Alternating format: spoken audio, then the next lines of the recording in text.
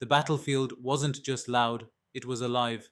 Sirens wailed in the distance, echoing like dying animals.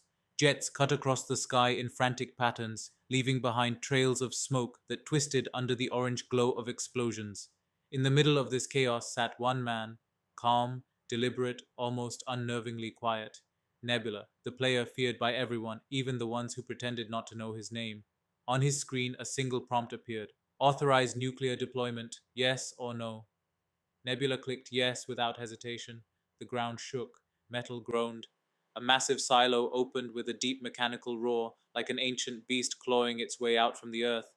Smoke billowed upward as the nuclear warhead emerged, rising slowly at first, then shooting into the air with a violent burst. But just as the warhead reached the sky, something descended. A glowing figure tore through the clouds, extended one hand, and stopped the nuke mid-air. No shockwave, no resistance, like the missile had hit a wall made of pure holiness. Nebula's opponent let out a triumphant laugh. Did you see that, Nebula? This is the power of faith, the Holy Ox strategy. Your technology is meaningless before miracles. The angel pulsed with sacred energy, crushing the nuclear payload effortlessly, scattering radiation like dust blown off a table. But Nebula remained still, silent, watching. Finally, he spoke, calm, cold. You only control the sky.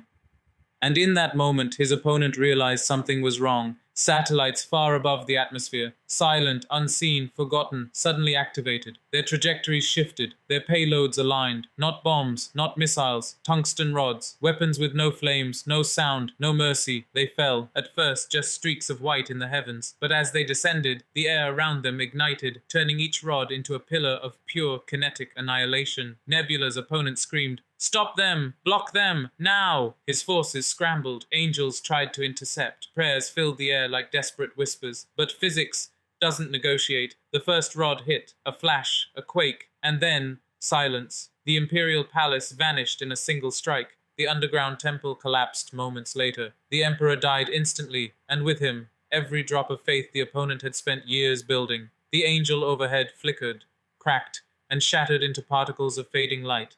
Nebula had won, but he didn't celebrate. The victory felt strange, too final, too quiet. Hours later, as he stretched and prepared to log off, a notification chimed. "Congratulations, you are the only player who has completed every achievement." Nebula frowned. That alone was unusual, but the next line chilled him. "You have been selected for early access to the true lost world. Would you like to begin?" He hesitated, just for a moment, then clicked yes. The world around him rippled, bent, and broke apart. He gasped. When he opened his eyes, he wasn't in his chair. He was lying on cold stone. A temple surrounded him.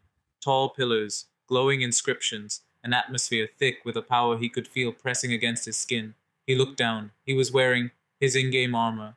Every detail, every fabric texture, every plate of metal, real. Breathing felt harder. The air tasted different, too vivid to be a dream. Footsteps echoed behind him. A figure stepped forward, a man in flowing white robes, eyes calm yet ancient, as if he carried centuries in his gaze. "Welcome, Nebula," he said softly. "My name is Alden, and you have been chosen." Nebula glanced around. Shadows shifted. Other players stood inside the temple, faces hidden behind masks of anonymity, silent and tense. Alden extended his hand. The temple walls dissolved into mist, revealing a vast landscape. Floating islands, roaring storms, mountains with glowing veins of mana. Nebula recognized it instantly.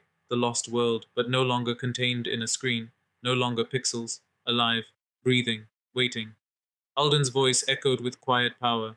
"Here, you will not play gods." He paused. "You will become them. To be continued."